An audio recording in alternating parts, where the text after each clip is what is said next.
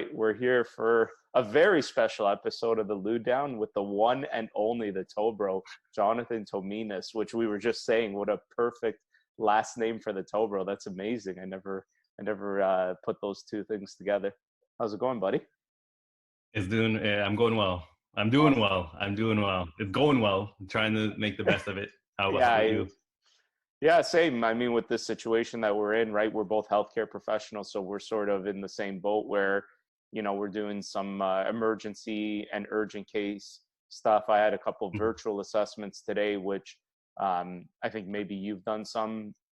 I think Mhm. it's interesting, right? Because everyone keeps talking about like the new normal for healthcare, right? And I think you and I do something that's procedural, right? Like my clinics are physio, chiro, rehabilitation, massage, like, what you Hands do. on. Foot, yeah, foot care. How much stuff can we really do in this type of setting, like through a Zoom room? Not maybe some follow-up stuff on advice, things like that, but the meat and potatoes, Mhm. it's, I don't know. What things have you sort of heard in your industry or that you've thought of that might be long-term, long-lasting changes? Yeah, like you said, it's a really tough one when we actually have to be touching the patient, being hands on. There's only so much virtual information that we can give. So I think the biggest thing is, screening is going to be a big thing. Yeah, Is have they been in any contact with anybody? Do they have a history of any symptoms? Checking temperatures, wearing masks, and then uh, within the treatment room, I think they're starting to start talk more about barriers. So yeah, face shield or having an actual barrier in between us and the patient all the time. really. No extra needed guests. Unfortunately, like no family members coming in, waiting in the waiting room. Yeah. They're literally spacing patients out more. So there's really going to be like so much more dead time because now we have to wipe down the office, give people time to come in, pay, leave. So it's really going to be, cutting back on the amount of people we can see just to do it safely. Yeah, no, I hear you. I just was at the clinics getting some barriers installed at the Hmm. reception area to start. I mean, with us, it's a little different, right? Because I guess you're sticking to the lower extremity. So I guess that sort of makes It sense does where help. if Yes. their feet are exposed, but like when we see patients, we might be working on somebody's feet because they have a muscular issue there. We may equally be working on their neck because they've got a neck problem. So it's now Yes. we usually obviously will They're not do those close. things at the same Yeah. time, but yeah. So Mhm. you cut out there, John. Sorry. Nope, sorry. Yeah, it's just it's gonna be really different. It's changing everything. The amount of people I'm seeing now, like anything that can be done virtual, I'm gonna be incorporating that from now on. So if there's just a follow up, Yeah. instead of having them come in and say hi, the whole shebang, no, it's just gonna be a call, either virtual or a phone call, email, and try to cut back the amount of unnecessary procedures or just appointments. Yeah, and that part I actually think, I mean, there's always silver lining, right? And I think that part is Yeah, really I do like interesting. it. Yeah.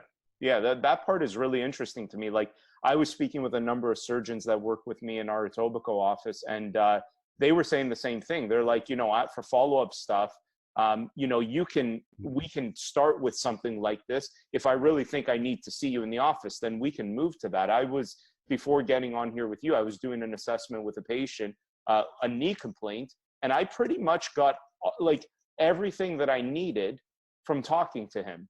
Mhm. Mainly because it was a chronic issue, and so it was sort of he already sort of knew what was going on. But I think there is going to be places where this type of setting does fit in, where it just simply works, and maybe to some extent makes things simpler for patients as well. It does because like let's say on a weekend on a Friday is usually my surgery day for ingrown toenails or warts. And if I see 5 to 10 people plus my routine care, the next week that's 5 to 10 spots for the 1 week follow-up. But now I can just make it all digital or all virtual and that just eliminated 5, 10 appointments of people actually coming in.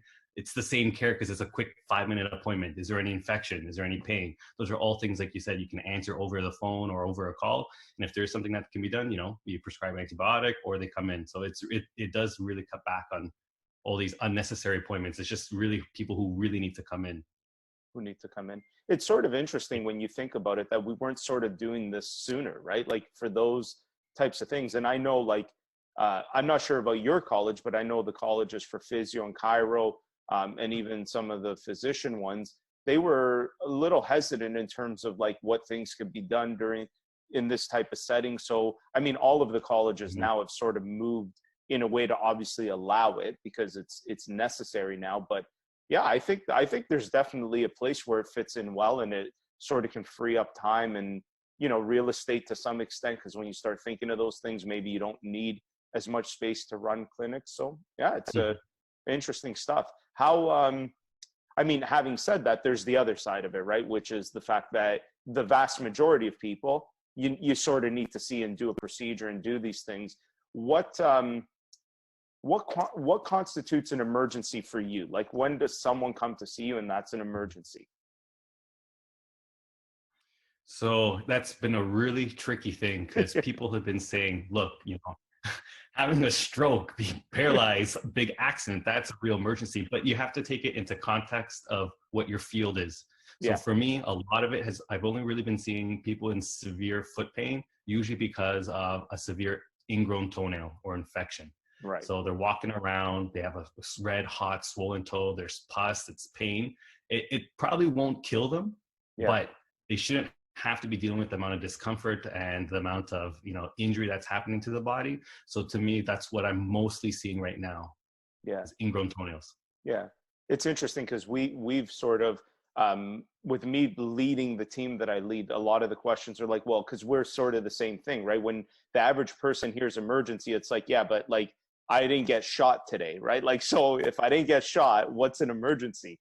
And one of the questions, we designed like a list of questions to ask people. And a lot of it, obviously, is it acute, right? Like, is this new versus something, you know, for us, when we're dealing with musculoskeletal pain, the low back pain that you've had for 6 months can probably wait another week. But if all of a sudden this is a new back pain, it's very severe. But one interesting question that I thought was really important as a healthcare professional was, one of the last questions we asked the person is, if we don't see you, will you go seek out care in an emergency room? And for us, that's a big thing because we want to prevent that, right? And so I can imagine, like, if I all of a sudden had an infected toe for whatever reason, and it's like, you know, if John doesn't see me, if the toe bro can't see me, I'm going to an emergency room, right? So I guess that's sort of an interesting way that I thought made sense to, and maybe for the average person. That's a nice question. Yeah.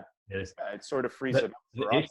The issue that a lot of the other clinics are having now is all these routine patients who come in for corns and calluses. So all that hard skin buildup, that again, it feels like a nail going through your foot every step. Now it's been 2 months and these people have to be seen every 6 to 8 weeks. So now we're getting to the point where there's no infection. It's not you know, really going to cause harm, but they are in a lot of pain. So we're fighting with the college. Does that constitute an emergency? So it's really tough now, like you said.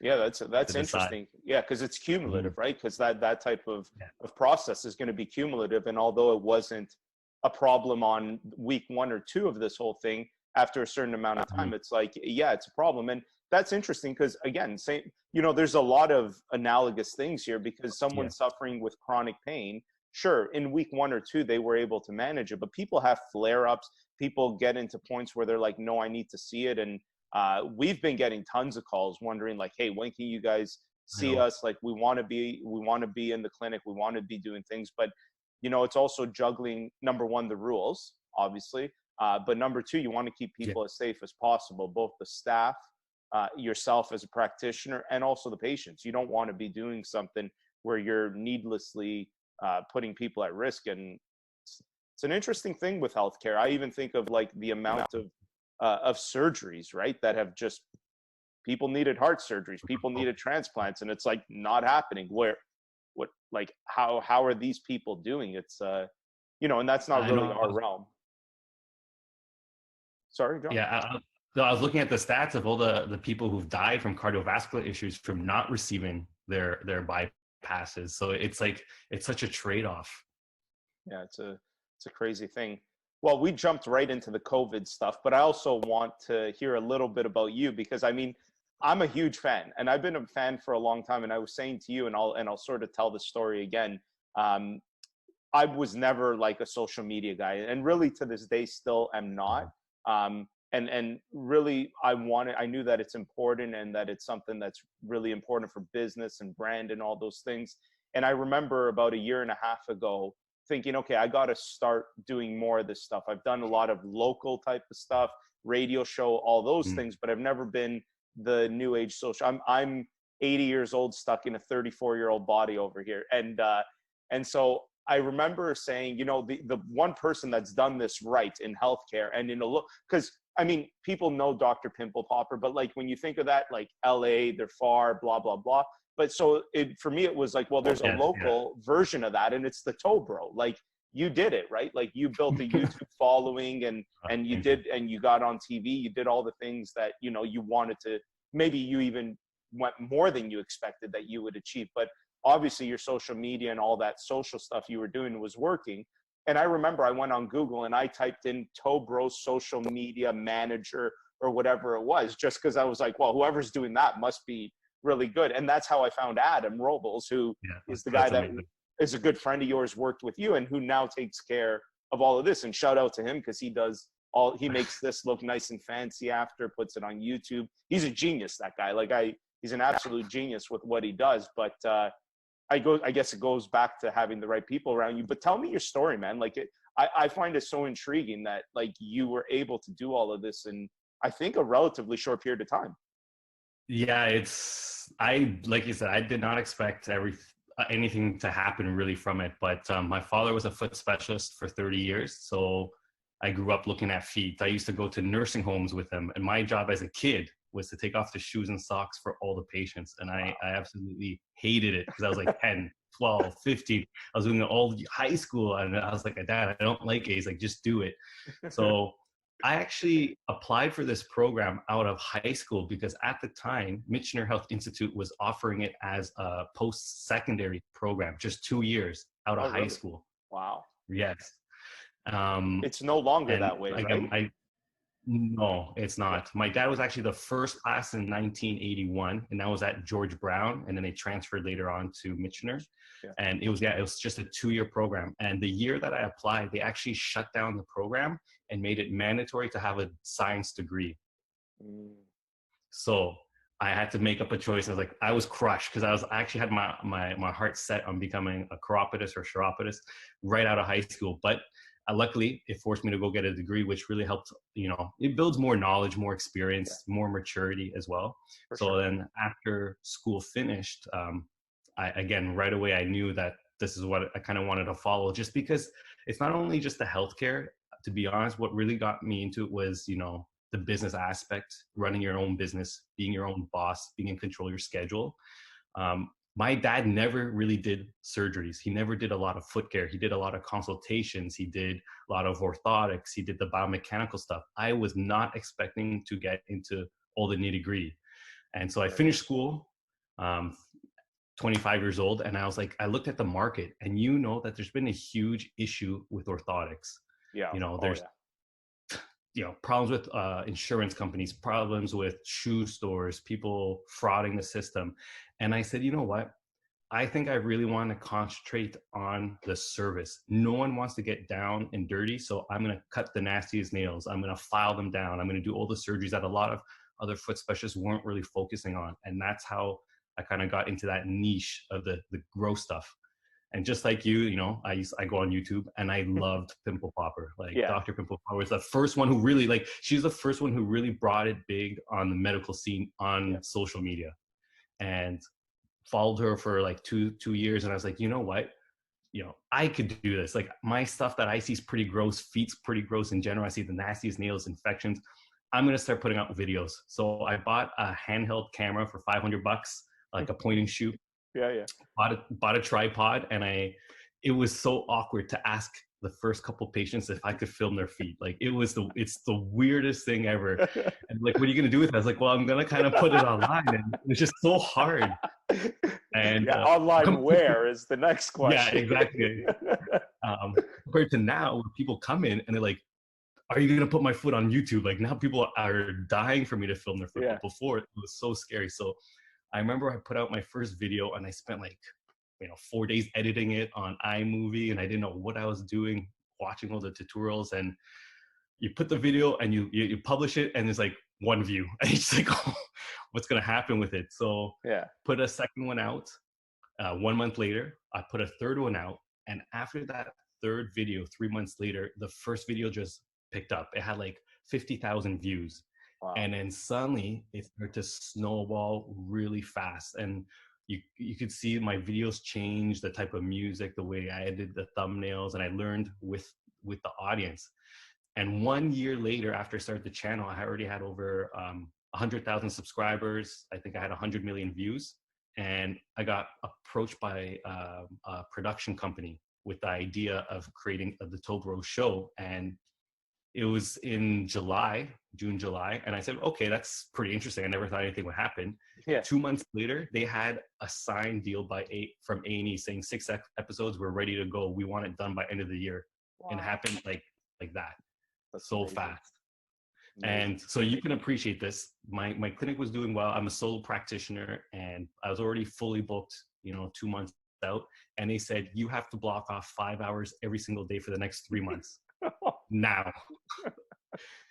And it just changed the whole working schedule. I had to, it was crazy. So I would work from 9 to 12.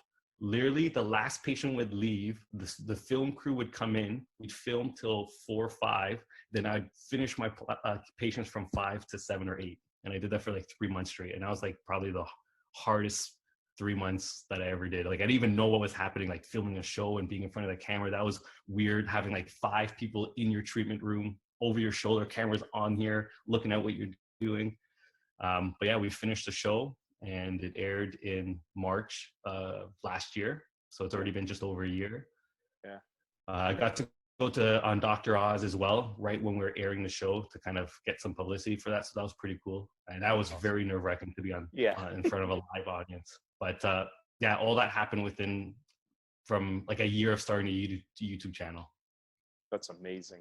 And like you sort of created a wave too, right? Because I know there's another 2 people out of the States that are doing a similar show on a different network. Yeah, so definitely TLC. My Feet Are Killing Me. Yep, 2 podiatrists, one on the East Coast and West Coast. Yeah, and so clearly you started a trend, right? Like in terms of that. The other thing that I think is really interesting is, I mean, in the world that I work in, we also have, I've hired chiropodists in the past to come in and work at the clinics. And it's funny because you said something really interesting there. In the beginning, when I would hire a chiropodist, all they wanted to do was orthotics. That was it.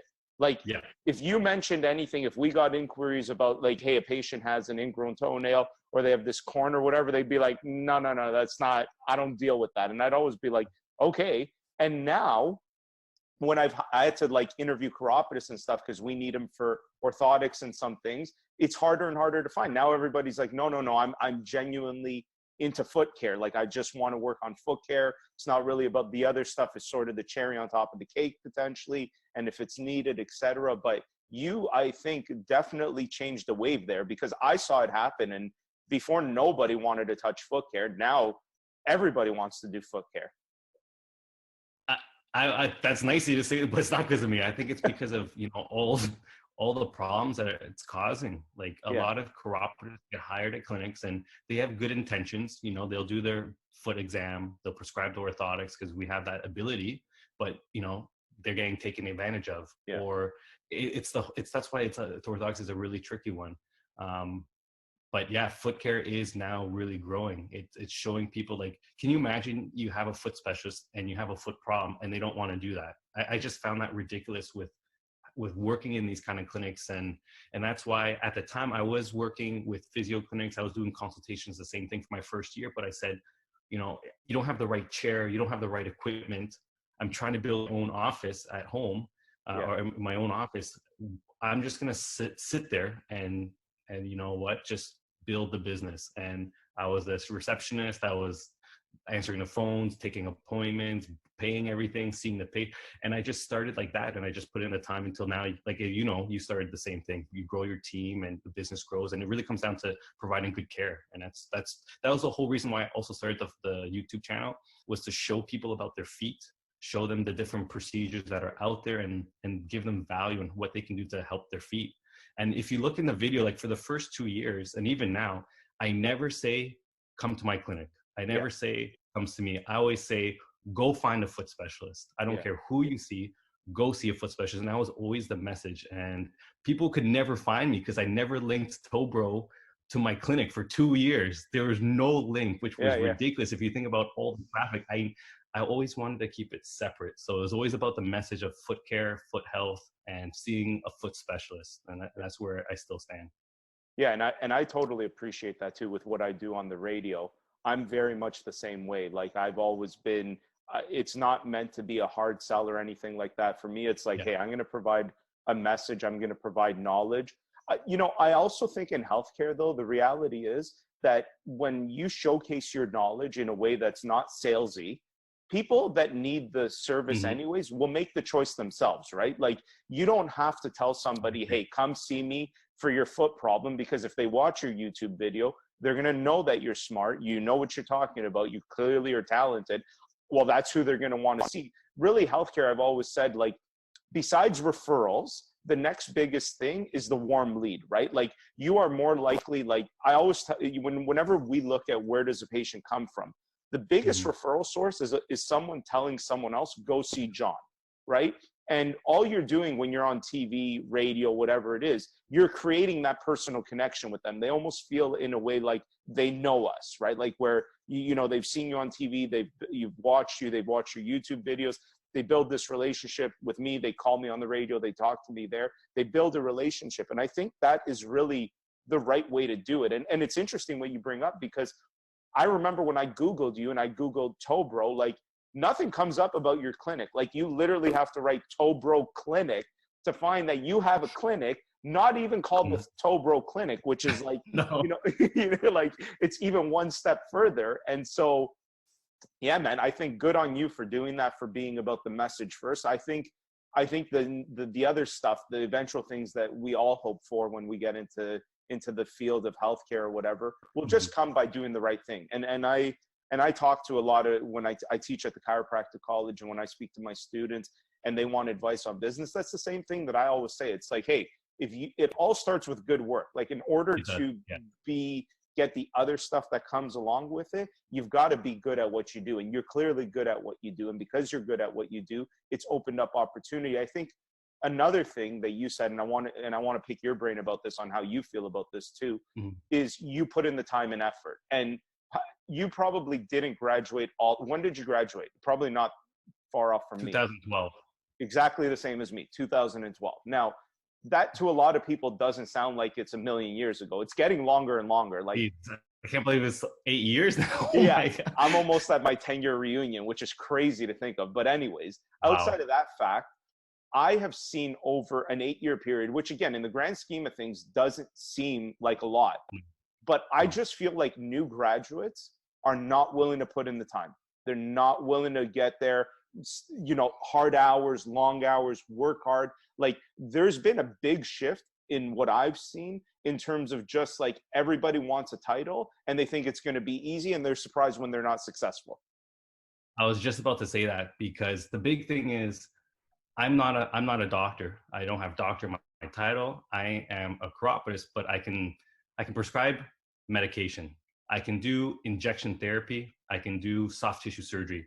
So to me, I'm fully fine with whatever mentality people have about this doctor title. I know my role. I am a chiropodist, not a podiatrist, who do have the doctor role.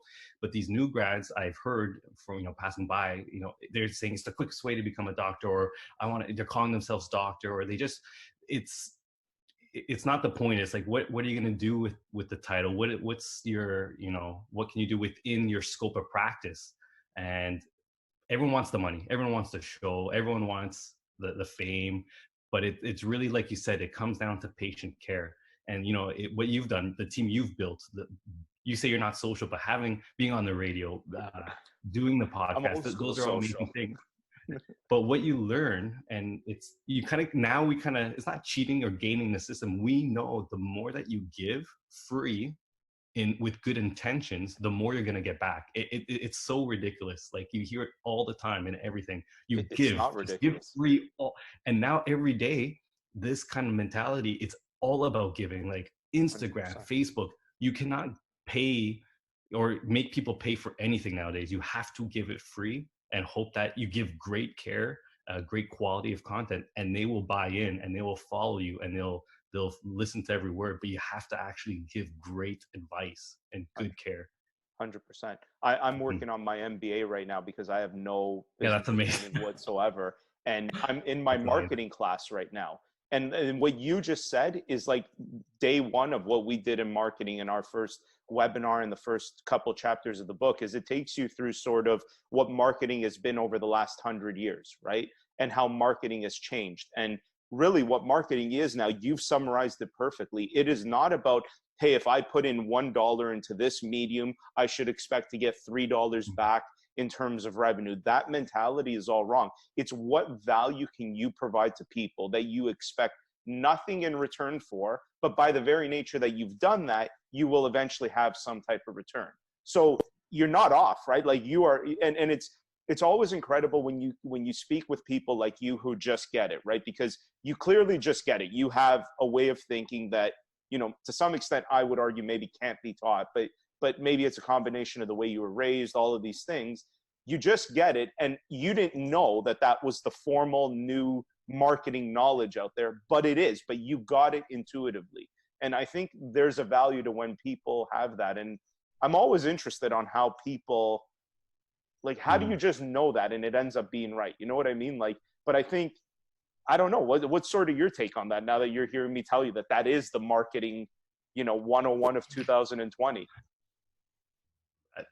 The one person who that's pretty interesting to hear, and it makes sense because it's proven well for how I've done my content and my marketing, if you want to call it marketing. Yeah. But this is something that my dad taught me. He's, you know, it's always about caring for the patient. That was the most important thing. The way he spoke to patients was always very affectionate, or not affectionate, but I would say is personable, Yeah. relating to the person, speaking to them in layman terms, making sure they understand, really truly getting consent and understanding from the patient on every step of the way. And that's something he always taught me.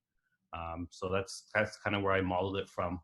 But it just makes sense now, right? The pushy salesman stuff that used to happen, I think probably like 5 to 10 years ago, right? Pushing plans, pushing treatment plans. Like that was the big thing, right? We need to set you up on a plan. But Yeah. nowadays it's more about like, what do you need as a patient? Maybe this might fit you better. It's all about the patient versus what you need from us. I have sort of in my company, an operational marketing division, and we do all this type of stuff.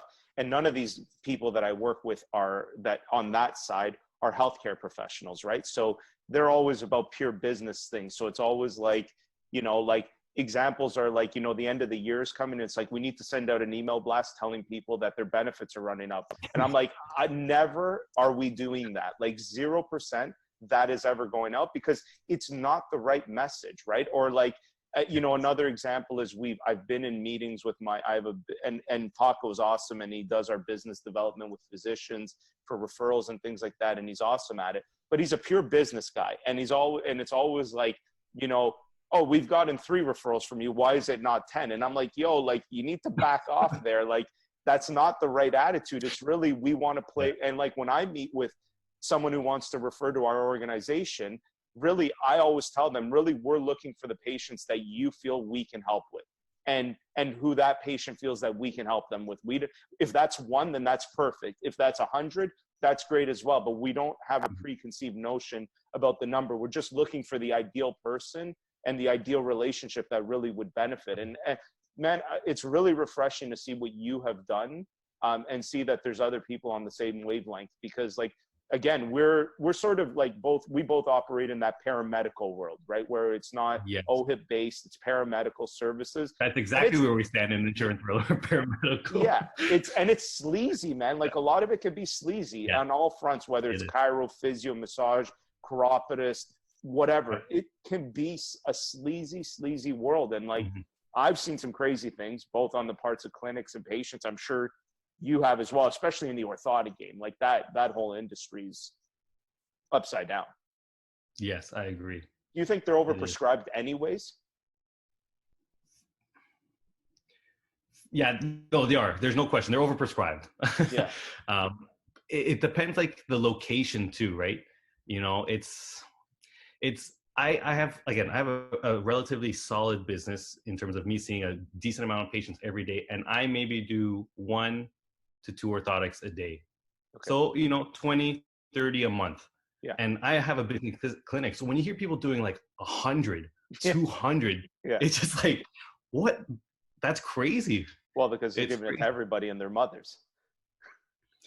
But then at the same time, you know, it is a fight. It's hard. Like with insurance, a lot of people say, hey, John, you know, I've had it where people come to the office like, I want an orthotic. I say, okay, do your exam. Do you have any foot problems? Do you have any problems with the feed? Do you have with activity? No. It's like you really don't need it. And I Yeah. will tell them. And it's so interesting when you give them the honest opinion, how it's almost like a test. They kind of just want to say, hey, I have insurance. Let me just use it. And I say, you don't have to use it if you Yeah. don't need it. Yeah. It's just being honest. Yeah. We're But both. I have a question for you. You Yeah. being now entering the business world Yeah. and being the healthcare worker, how has that changed your mentality looking at a business? How do you fight the business side with your, you know, the practitioner side? Yeah, it's a really good question. I mean, I have to be honest that as time has evolved in the business, so my role really right now has become mainly with what I do through the radio and social, people that want to see me. I typically will assess. I don't do much treatment anymore. In fact, I'd say almost none. So once I've assessed, I sort of send it somewhere else. So I think my therapeutic skills are not, they're not what they used to be, which is part of why I also don't treat, because I don't want to shortchange people, right? Like Mhm.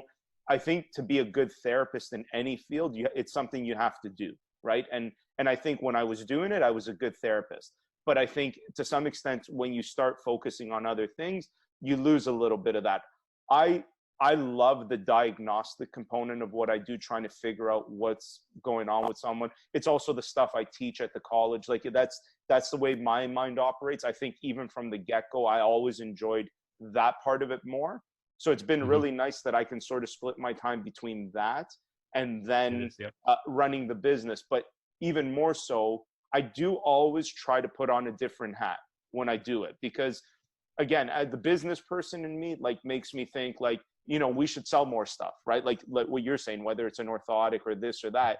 But when I'm seeing, one thing I've done across the clinics is I've never wanted to sacrifice our reputation, or like, it's the same thing that you've just said. It's really about necessity. Like, sure, a lot of people have a lot of other benefits. Like, and part of when we go in and take over a clinic, I look for deficiencies for sure. I look for ways, how can we make this more profitable? One example is like, if I go and take on a clinic that only has physiotherapy, I'll add chiropractic, I'll add massage, I'll add maybe a chiropodist or something like Mhm. that. But that doesn't mean that I tell the staff, hey, force every patient to see those other services.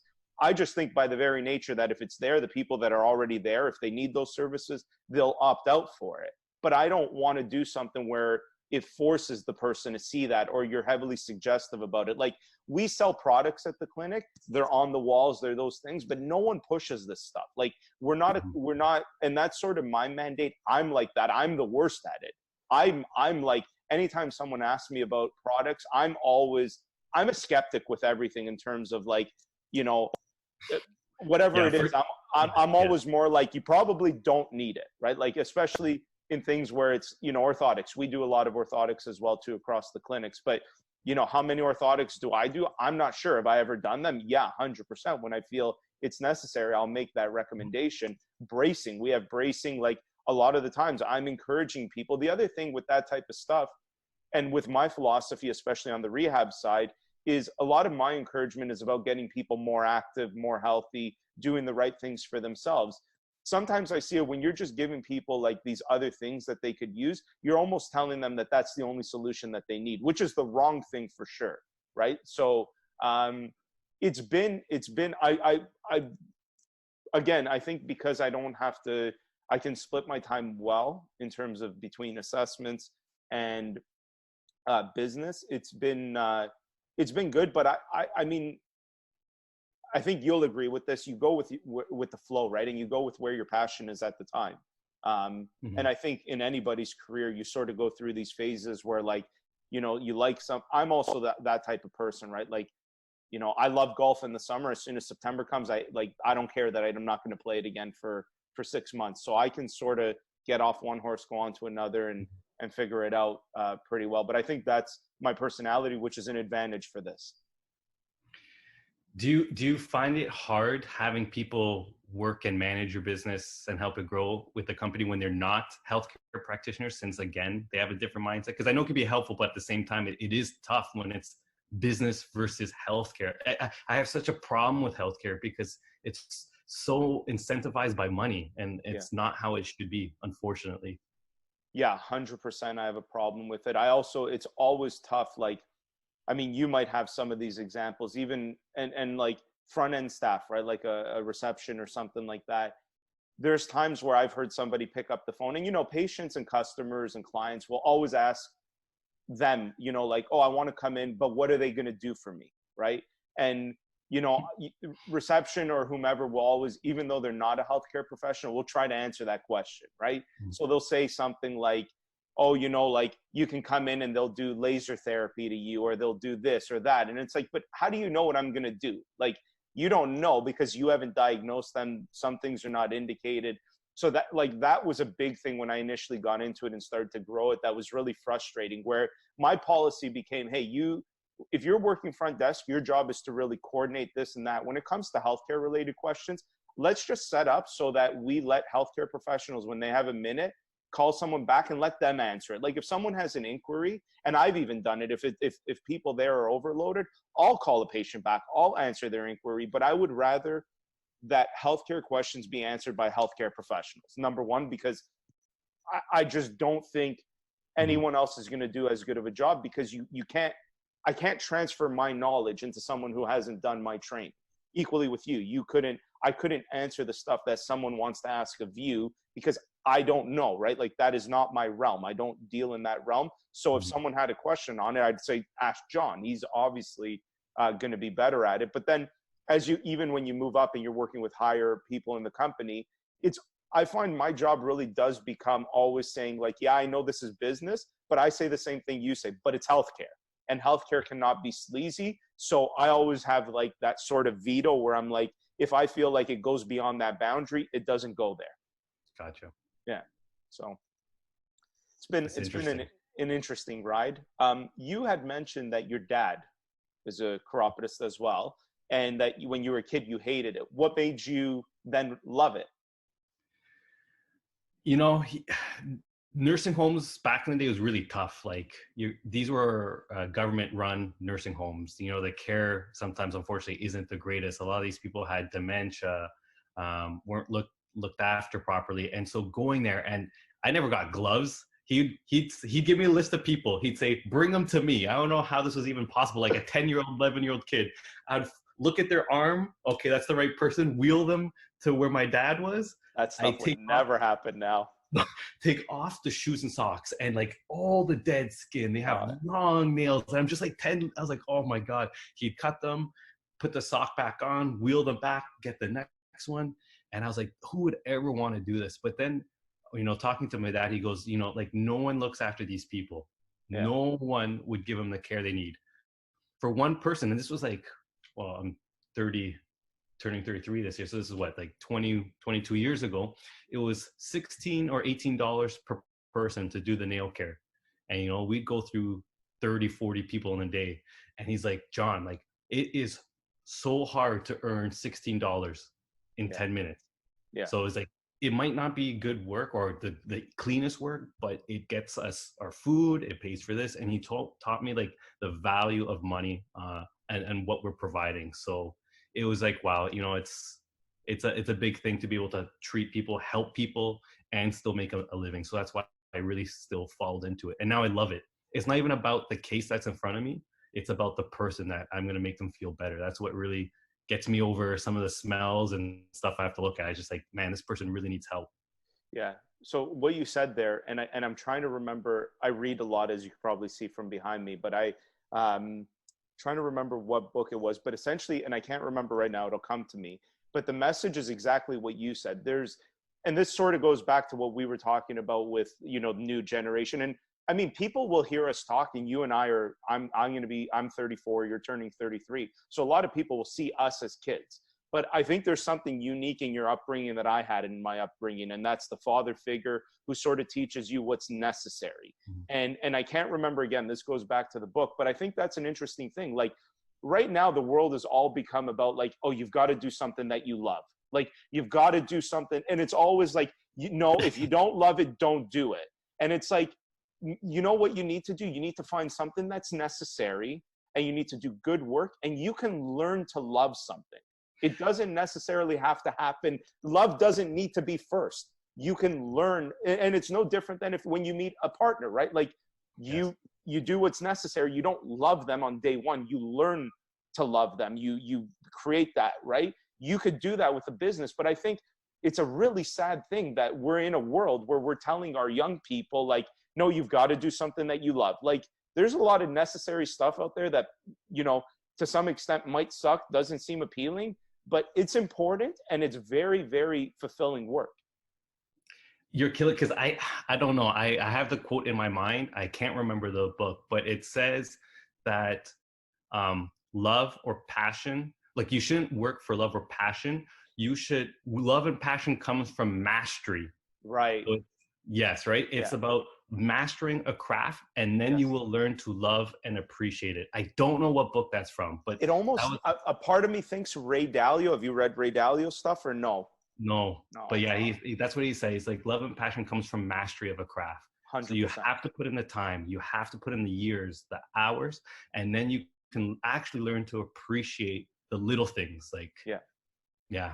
And I'm not saying that people should just do something that they hate, right? Like that's my point is if you're a 23-year-old kid or whatever, and you're waiting that you're going to think you're going to find, like, you're going to look on a list and say like, yep, this I love. Like, that's not what's going to happen. Like, of course there needs to be interest, right? Like in your case is, hey, my dad did this. I had seen it. There's an interest, like it's already there. I don't necessarily love it, but I'm going to go into it. I'm going to take that leap of faith. And then you learn to love it. And then, you know, once you're good at it and you love it, look at the success that you've had, right? So, you know, and I think that's an important message. And I think that's a message that, you know, anybody listening to this, like John the Tobro is that example. Like you need to, I'm being serious. Like, I think that's the way it needs to be, right? And I think it's we live in a really, really strange time, I think, where we're just feeding a lot of bullshit to people in terms of like all this fluffy stuff. It's social media. Yeah, which we're on, which is you're right, and it comes down to how you want to portray yourself. But the people who get the views, the people who get all the money, are the good-looking, the fast cars. That's why I have under 1,000 followers, man. No, but it's really tough. I feel for people, and that's why when I see new students and or other cooperatives, I say all the time is like, man, like, why would you ever get into this job? Like, I knew what was coming. I knew I was going to be cutting and filing thick fungal nails that's pouring all over me all day. Why would you do this? Like, I'm always generally like interested why other people do this job. I'm curious. And well, there's a lot. Healthcare is not a fancy thing, right? Like, no real thing in healthcare is like, people think it's this appealing thing. You're dealing with a lot. Like, we don't deal with nearly as much gross stuff probably as you do, but we deal with a lot of gross stuff, right? Like the people that when you have to have someone take their shirt off to work on their shoulder, whatever, like you're close, you're into, there's a lot of things there. Not everybody is this perfect specimen that smells great and like there are a lot of things where you're up and close with people and, you know, you're dealing with these things. It's not, it's necessary though. It's fulfilling because it's necessary. Healthcare is vocational, right? Like it really is that type of thing in terms of it's almost like a calling, right? Like you need to want to do something for other people. And I even, you know, at the college in the first year students that I teach, I talk about that as well. Like, you know, too many people now go into healthcare because of the, whatever, like you said, the title or the potential money that comes along with it and all of these things.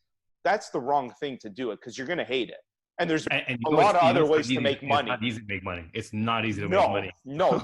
And that's what I was going to say. There's way easier ways to make money than healthcare. And people think it's all glory and stuff, but even like anybody that I know in healthcare, whether it's paramedical professionals like you and I, or high-end surgeons, like even on the OHIP side, it is not easy. And it's also related to how hard you're willing to work, right? This isn't like, you know, you're going to do 2 hours a day and that's it, you're going to be rolling in the dough. Like you've got to put in long days, long hours, be there for people when they need it, especially in an environment where on the paramedical world, like if it's not you, it's going to be someone else that patient finds. They're on Google and they're just going down that list, right? Like, okay, this is first, so I'm going to call this person first and see if I can get my service. If you say no, boom, who's next, right? Like that's the world we live in, I think.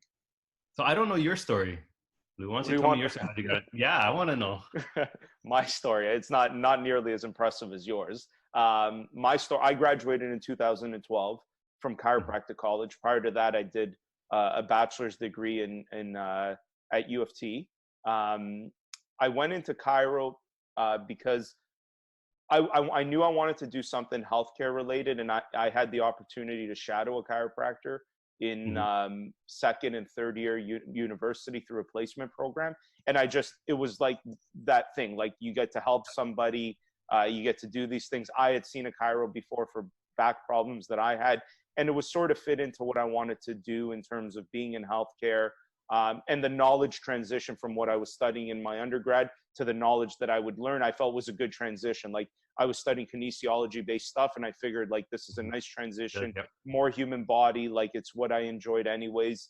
And so I did that. I went to school, and then in 2012, when I graduated, that chiro that I shadowed, I decided I would go work at that clinic. And sort of not probably all that different than you, I was just really passionate about what I did. And I got pretty busy pretty quickly just because people knew that I was there, that I also was in an area where I sort of like my main clinic in Etobicoke, the hospital that's there, that's where I was born. That's where my son was born too, this little guy right there. So like, that's where my whole life has been.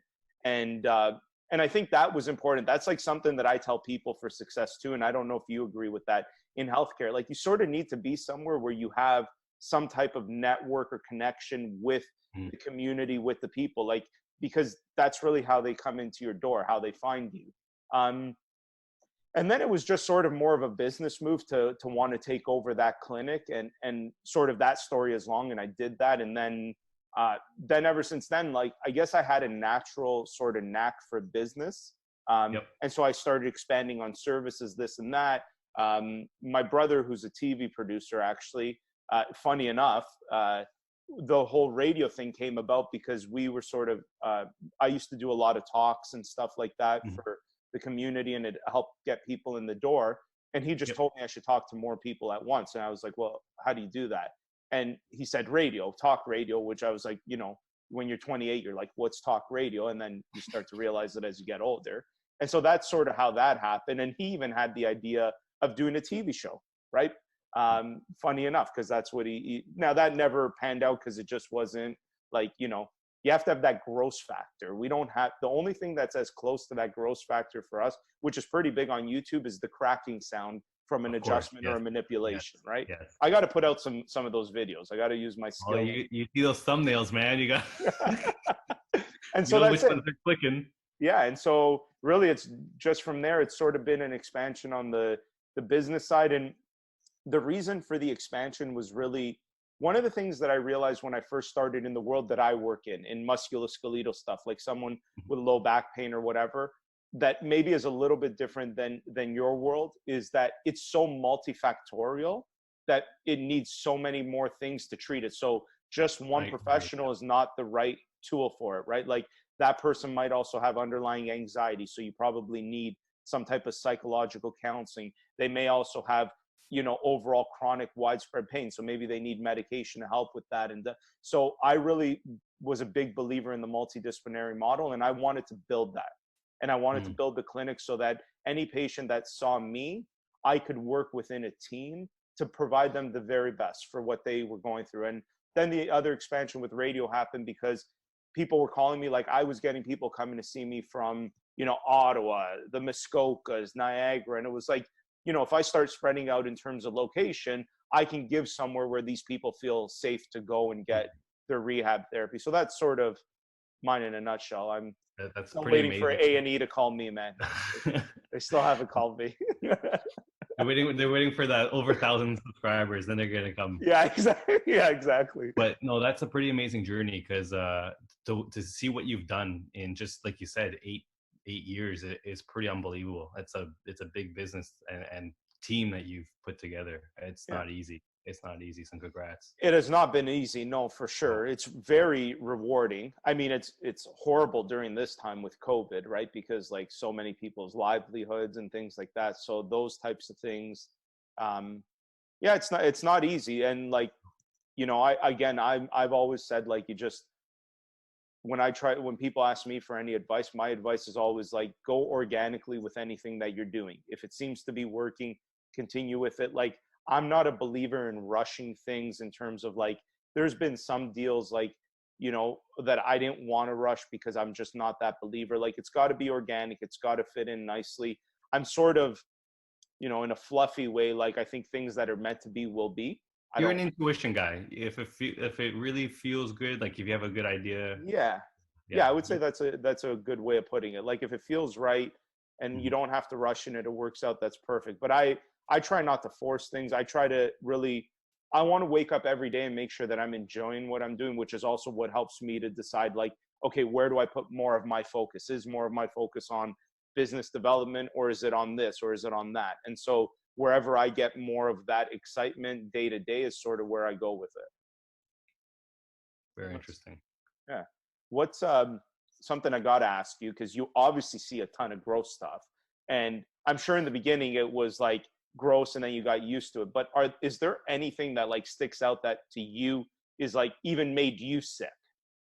Yeah, this was when I was a student. I did one placement at St. Mike's in their wound clinic, and necrotic sacral wounds, man. Oh buddy, I got a story about that too. Go ahead. Yeah, you see that more than me, but the person had a sacral wound, and he also had a calcaneal wound, and it was right to the bone. They put gloves on me and said, go touch the bone. And just like the smell of a rotten wound is really overwhelming. And that's like the worst thing. Wounds is probably the grossest thing you can see in foot care. It's funny that you bring that up as the grossest thing, because if someone asked me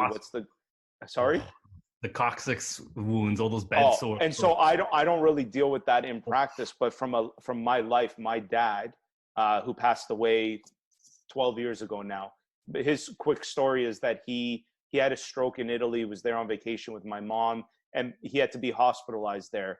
Here, anytime you have a stroke and you're bedridden, they put you on the negative pressure beds and they try to minimize any of those wounds. Mm-hmm. The area of Italy that he was in is not as sophisticated as you would have hoped. So he actually developed a very bad sacral wound because he was laying there for like, and at the time I was still in undergrad. I didn't even know what that was, right? Yep. And I just remember I remember one day we got him back here in Canada, and he was at the hospital, and I remember the wound doctor coming in and turning him over, and I swear to God, this thing was like that big, okay? Like it was massive. It was his whole sacrum. And they basically said to me, they're like, and to my mom and whatever, they're like, we're going to have to cut it out and then we're going to have to pack it. And the problem was, he was like, I don't know how deep it is, but once you start cutting away, you got to remove it all. Yes. Dude, the worst experience of my life, like there was literally a hole in my dad's back by the time they were done. Cause this thing was probably like, call it 6 inches by 4 inches high. And it must have been like right down to the bone. You're talking like 2 inches deep. Like I had never seen anything like it. And the craziest thing is they did the vacuum packing that they do. And then it's on like that pressure machine to suck anything out. It never got infected, and it actually healed. Now, my dad eventually succumbed, like he was completely bedridden. So he eventually passed away due to other things anyways. But just the fact, like the wound specialist was like, the fact that a wound that big healed is surprising. He thought for sure my dad would have gotten a massive infection. and died. It's just that once he started cutting away, he didn't have a choice. And as you know, if you don't stop, it just keeps spreading. So yeah, those, and you're right, the smell of it and all that stuff, it's crazy. Wounds are really tough. I admire people and that's one thing I don't really see in private practice, and I don't mind it, but yeah, wounds is very tough. So Yeah. all propertists in community clinics, they see a lot of wounds. It's tough. And the toenail stuff doesn't gross you out anymore. That's all, doesn't matter. I've seen some of your videos, like people have their nails curling and stuff. Yeah. But so my question to that becomes like, how does someone let it get to that point? Like at which point do you not like, maybe I should cut my toenails today? Like, and maybe I'm being ignorant, right? I don't know. It's a vicious cycle, as you know. Same with pain or with injuries. So they know that they have a problem. Their toenails getting a little long. They try to cut it, but they don't have any tools to do it effectively. And they can't do it. And then they feel embarrassed that they don't want to tell anyone. And before you know it, 6 months to a year have passed by, and now the nail's in such bad shape.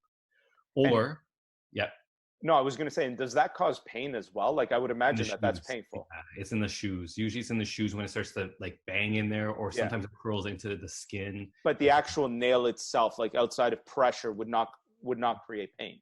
As long as it's not curling into the skin, it'll just keep growing as long as you leave it. God, that's and crazy.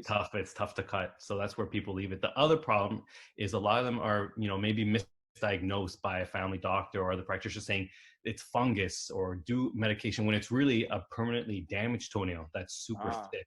And then they don't get the proper care for it. And then again, that's left too long. And feet, everyone is so embarrassed about that. Really what they do is they cover it up.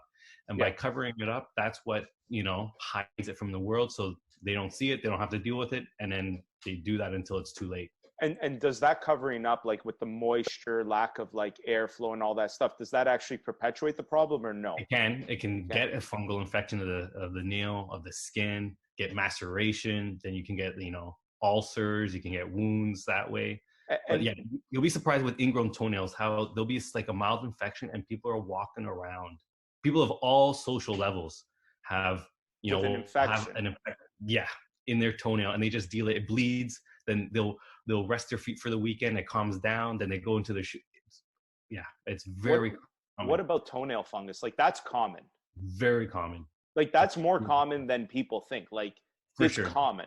Yeah. They say very common. They say 10%. I probably say like 25% of everyone has nail fungus. And that's tough to treat, right? Like nail fungus is impossible to some extent. It's very difficult. Yes. Now I know why it's difficult, because of the cell structure and stuff and the similarity to human cell structure. But for the average listener that's listening to us now, like what is something that they could do? Like, you hear a lot of home remedies, right? Like, whatever tea drop oil or whatever. I don't know. See, I'm skeptical with all that stuff. Tea tree oil, they use Vicks. Yeah. The problem with fungus, like you said, the fungal spores are so difficult to kill on their own. Like they're just encapsulated, they're very tough. And now imagine that in your toenail or underneath the toenail, nothing can penetrate it with enough force properly. So that's why, like, the biggest step I would say, or tip, is if you have nail fungus, the nail has to be grinded down, or what we call debrided, to a super thin level. You have to get whatever is dead or fungal completely off, and that doesn't hurt, as much as you can. So whatever medicine you decide to put can at least have a chance to reach the fungus. Now, when you say medicine, like an external topical medicine, or like with topical for most cases. Okay, because I know they use Lamisil a lot, right? Which is like can be internal ingested as well, but that's tough stuff on your liver. It can be. So usually, a lot of people even hear about Lamisil all the time, and they'll use Lamisil cream on the nails, but that will do nothing. It has to be an oil or a lacquer on the nails, no cream.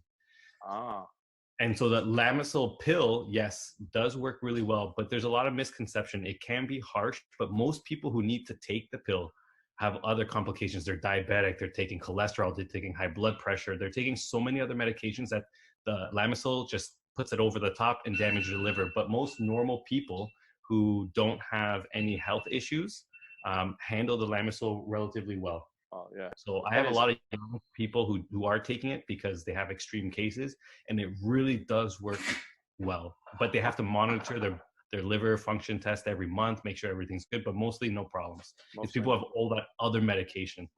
Now, is that something that you could prescribe? No, No, no. that has to So be. the only thing I can prescribe orally are anti-inflammatories and antibiotics. Yeah. And then what about the topical stuff, like the oil? Topical, we could do certain topicals we can prescribe. Yeah. We do the creams, cortisones, and that's basically a lot of compound mixtures. Even the Lamisil, like the topical one, or no? Lamisil cream we can, but yeah, Yeah. not the oral. And so you're saying though with the cream, that's not effective. It actually has to be like a lacquer or the oil so that it penetrates deeper. Exactly. Yes. And they have to have the nail debrided every, I'd say 4 to 8 weeks consistently over possibly a year until the fungus gets pushed out. So it's a very long, slow process. Wow, that's crazy. That is and crazy. The worst part, it's like catching a cold. So you can get rid of it, but you go right back into the same environment, or you bang your toe and the fungus comes right back. So that's why From banging your toe. Normally, a nail should be a nice, clear, sealed environment. That's why it's nice and pink. But damage lifts the nail. I'm looking at my own nail to make sure. Yeah, it's nice and sealed. But when you bang it, obviously becomes lifted. And that is the portal of entry for fungus, which is everywhere to get in. So most people who bang their toenails or have pedicures or have tools poking underneath there push the fungus in. So that's an interesting thing that you just brought up, pedicures. What's your, like, what do you think? Because, like, I mean, these are not healthcare professionals doing that stuff. Mm-hmm. But I would assume, I'm not trying to, say anything bad about it. I'm sure there's safety procedures, but I'm curious to hear what you think. Pedicures on their own is not a problem if, again, the person has the right knowledge and they have the right equipment and environment. Sterilization is the biggest problem in that field, where it's not mandatory for them to do autoclave sterilization. They can get away with just like liquid sterilization, which really isn't sterilization, right? It's just disinfection. Yeah. So if someone's going to a place where that's all done properly, and I have no issue, but it costs money to have the equipment, the time and the training to be properly trained. So a lot of places don't have all those things, and that's where issues are coming from. So that's why I'm actually opening my own, this is a plug right here. Go for opening it. my own nail salon attached to my clinic. Oh yeah? That's awesome. That's called Nails by Tobro. So there's Tobro in that. There you go. Finally you're marketing the right way. That's right. So I'm actually doing a full out manicure pedicure right next to my clinic. Yeah. And so is the idea going to be that because you as a chiropodist will sort of oversee it and standardize safety precautions, all these things, or will you have other chiropodists doing that, or not necessarily? So I'm having nail technicians perform the care, but again, for a lot of the times, I'm going to be doing a lot of training with them, overseeing it. And then if there's an issue that they see that they can't handle, they come see me. And as well, a lot of my patients who are just need routine care, normal nail trimming, no issues, they can go next door and have the same experience, but now everything is sterilized, everything's clean. And that's what they're looking for, a safe foot care experience. That is a genius idea, buddy. Oh, thank you. It's not the first that someone's thought of, but I'm really? trying to work on my own. I know a lot of people have been doing this, but really? Oh. Yeah, but I'm really bringing it to light. It's like I'm pouring out the nail polish for every single person into a separate bottle, separate disposable brush. So there's no recontamination, because they use the same nail polish bottle for every single person. Ah, that's interesting. And the fungus and all this stuff could survive in that environment? They've tested it. It does live. Does it transfer?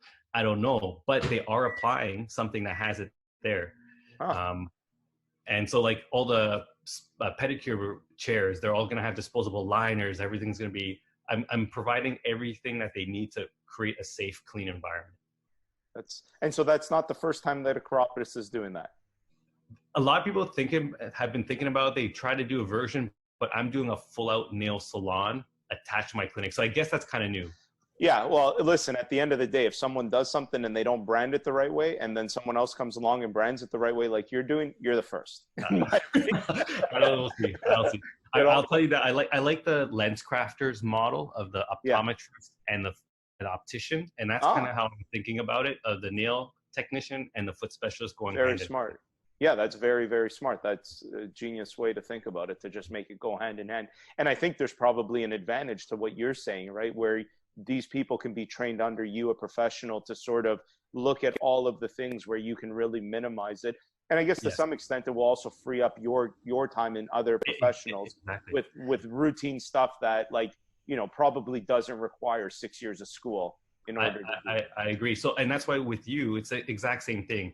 You know, you're a chiro, but there's some aspects that you need the massage, you need the physio, and it just complements the Yeah, team. they all work together. They all work there. And that's why it's true. I really do believe nail technicians and nail salon pedicures have a place. It just, again, has to be done properly. Yeah, genius. And so how do people find that if they need it?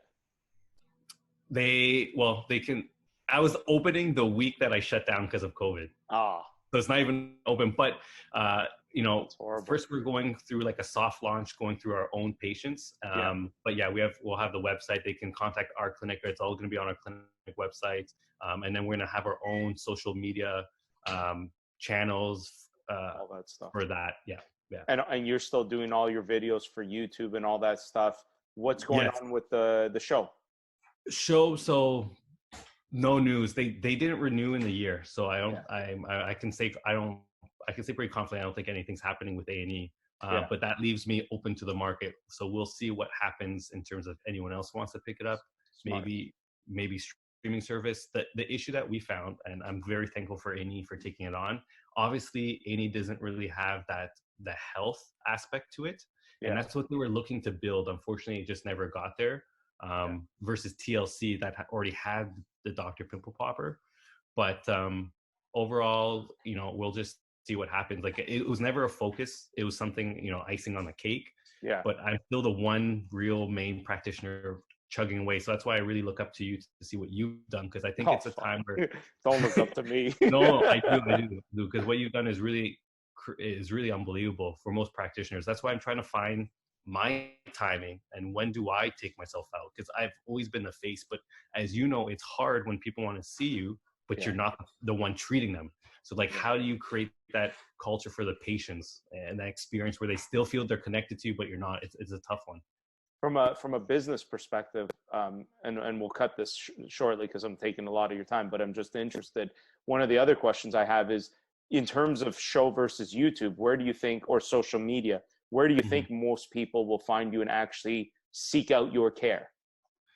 Most people, it's tough. It's tough. Actually, a lot of people do come from social media. The problem with the show is a lot of them are contacting me from the States. Right. So that's really tough for them to come over. So I would say, because of the widespread of social media and the targeting and all that, a lot of them do come from social media.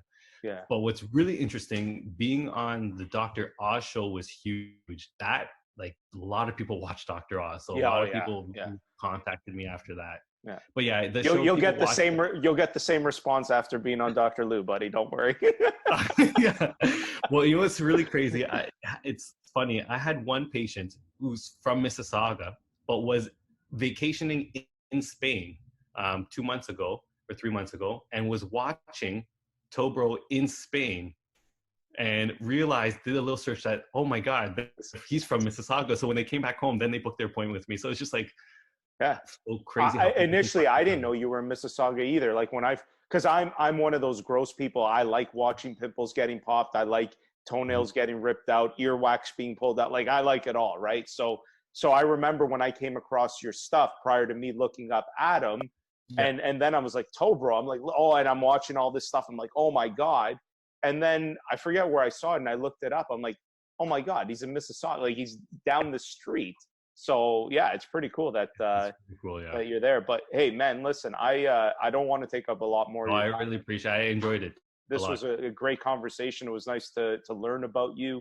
I think, obviously, I mean, doesn't mean anything coming from me, but you got a good head on your shoulders, I think, and you're doing the right stuff. And I think you're building a great brand, and I wish you lots of success. Hopefully we get, when we get through all this COVID stuff, maybe we'll get together, have a beer. I want to play around the golf.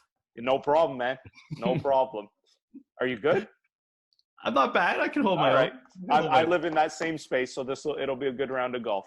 Yeah, of course. Well, all right, really buddy. John the Tobro, thank you for being here today. You take care.